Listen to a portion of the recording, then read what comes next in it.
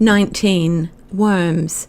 And he talks with us in many ways, sometimes through the pleasure of rarely quoted lovely old words, like those from Herrick, who, when in 1647 his all was taken from him, wrote, God, when he takes my goods and chattels hence, gives me a portion, giving patience. What is in God is God. If so it be, he patience gives, he gives himself to me. But weigh me in the fire is what carries me far away from bed and chair today.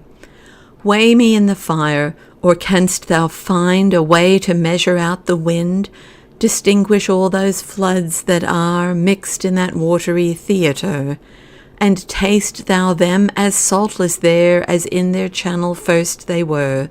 Tell me the people that do keep within the kingdoms of the deep, or fetch me back that cloud again, beshivered into seeds of rain. Tell me the motes, dust, sands, and spears of corn when summer shakes his ears. Show me that world of stars, and whence they noiseless spill their influence. This, if thou canst, then show me him that rides the glorious cherubim. And yet, in spite of the help that is given, there is a feeling, I can only call it worminess, that can come, especially between 2 and 3 o'clock in the morning, when all the fight seems to be drained out of us. It is really a very horrid feeling, but the word of our God is equal to anything, even to this. At such a time, clear through the fog and stuffiness and the oppression of the enemy, the worminess, came this, Fear not, thou worm. It was startling. It was so exactly it. There was no smooth saying that things were not as they were. They were wormy. I was wormy. Well then, fear not. He who loves us best knows us best. He meets us just where we are, but he does not leave us there. There is power in the word of the King to effect what it commands. In the fear not of our God, a word repeated in one form or another from Genesis to Revelation, there is power to endue with what at the moment is most lacking in the one to whom it is spoken, be it courage or the will to endure and to triumph, which so easily slips away from us, or the love that we need so much if we are to help others, the love that never fails, or the wisdom which is not in us, and which we must have if we are to make right decisions, or just common hope and patience to carry on in peace and joyfulness of spirit. O Lord, I am nothing before thee, a worm and no man. Fear not, thou worm. Fear not, thou worm Jacob. I will help thee, saith the Lord thy Redeemer, the Holy One of Israel. For I, thy God, am firmly grasping thy right hand, am saying unto thee, Do not fear, I have become thy helper. Do not fear, thou worm. Do not fear, but sing. Praise the Lord upon earth, mountains and all hills, fruitful trees and all cedars, beasts and all cattle, worms.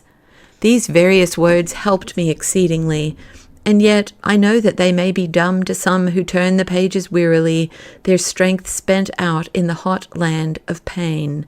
In one of Blackwood's Tales from the Outposts, a man, telling of an arid tract of country in Central Africa, despairs of making one who has not experienced that flaming heat understand anything about it. But how describe the thirst and heat of torrid lands to those who simply turn the tap near at hand to secure an endless cooling supply?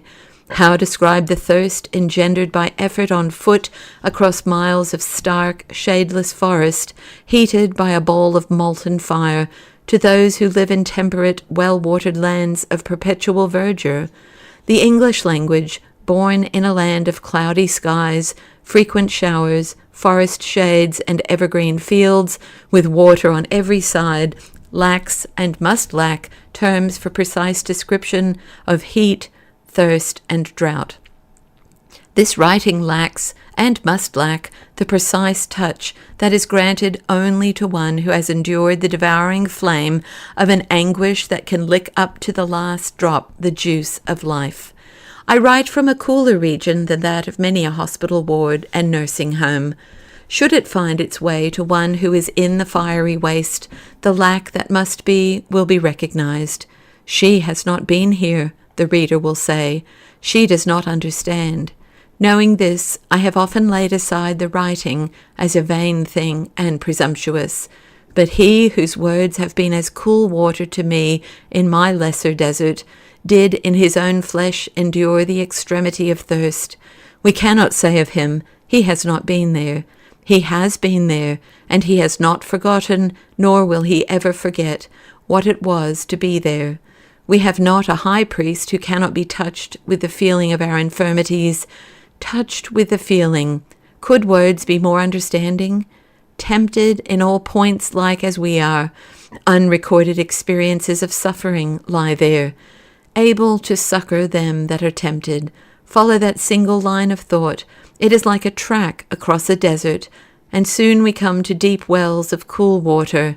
Whosoever drinks of that water shall never thirst. They thirsted not when he led them through the deserts.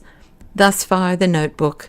I have strung the quotations together without interspersing songs, lest too many singing birds should alight on the rose bush.